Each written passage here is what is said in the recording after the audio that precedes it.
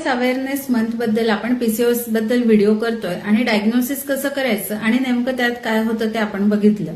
PCOS म्हणजे ओव्हरीचा diabetes हेही आपल्या लक्षात आलं की मला ही ट्रीटमेंट दिली आणि तिला तर वेगळीच दिली असं जे तुमच्या मनात येतं ते थोडंसं स्पष्ट व्हावं म्हणून हा व्हिडिओ. तर जसं मी म्हटलं की ओव्हरीचा डायबिटीस, मग डायबिटीसमध्ये आपण सगळ्यात पहिले काय सांगतो तर जीवनशैलीतील बदल. मग त्याच्यामध्ये काय तर जंक फूड शक्य तितकं अवॉइड करायचं. शक्यतो ह्या मुली असतात आणि त्यांना सांगणं की अजिबात पिझ्झा खायचा नाही किंवा अजिबात केक खायचा नाही हे थोडं अवघड आहे. मग आपण काय करू शकतो तर त्यांना शेड्यूल करून देऊ शकतो की आठवड्यातनं म्हणण्यापेक्षा 15 दिवसातनं किंवा महिन्याभरातनं हा तुझा चीट डे आहे आणि ज्या दिवशी तू जंक फूड खाशील त्या दिवशी एक्स्ट्रा व्यायाम करणं खूप गरजेचं आहे.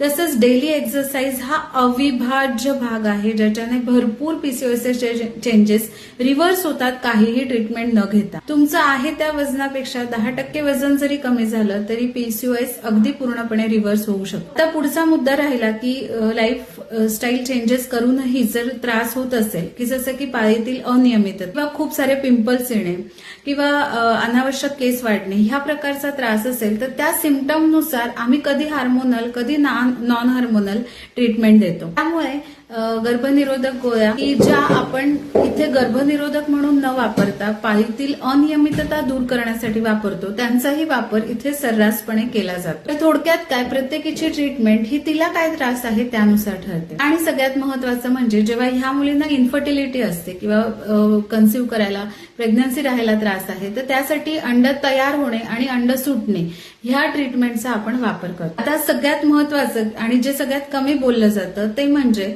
की ह्याचे लॉंग टर्म प्रॉब्लेम्स काय असतात तर डायबिटीस होणे किंवा लिपिड प्रोफाईलमध्ये चेंजेस होणे आणि त्यामुळे इतर त्रास उद्भवणे. याच्याबरोबरच ज्यांना पीसीओएस आहे त्यांचा पाळी नियमित न येण्यामुळे गर्भाशयातील आतलं आवरण वाढत जातं आणि त्याला आम्ही आमच्या भाषेत एंडोमेट्रियल हायपरप्लाझिया म्हणतो आणि पुढे जाऊन त्याचं गर्भाशयाच्या कॅन्सरमध्ये परिवर्तन होऊ शकतं. त्यामुळे माझा सगळ्या मैत्रिणींना सल्ला आहे, विशेषतः ज्यांची फॅमिली कंप्लीट झाली त्यांना असं वाटतं की ठीक आहे नाही आली 6 महिने पाळी काय हरकत नाहीये, तर हे लक्षात घ्या की हे गर्भाशयाचं आवरण खूप वाढणं चांगलं नाहीये आणि हे वाढलेल्या आवरणामुळे पुढे जाऊन कॅन्सरचा धोका टाळण्यासाठी खूप वाट न बघता आपल्याला स्त्रीरोग तज्ज्ञाकडे 2 महिन्यांनी जाणं आवश्यक आहे आणि त्यांच्या सल्ल्यानेच पुढची ट्रीटमेंट घेणं खूप आवश्यक आहे. पण सगळ्यात महत्वाचं तुम्ही गोळी घ्या किंवा नका घेऊ पीसीओएस साठी, पण आहार विहारातील बदल, जास्तीत जास्त न्यूट्रिशियस अन्न खाणे, पोषक अन्न खाणे आणि रोज व्यायाम करणे ही पीसीओएसची सगळ्यात महत्वाची ट्रीटमेंट.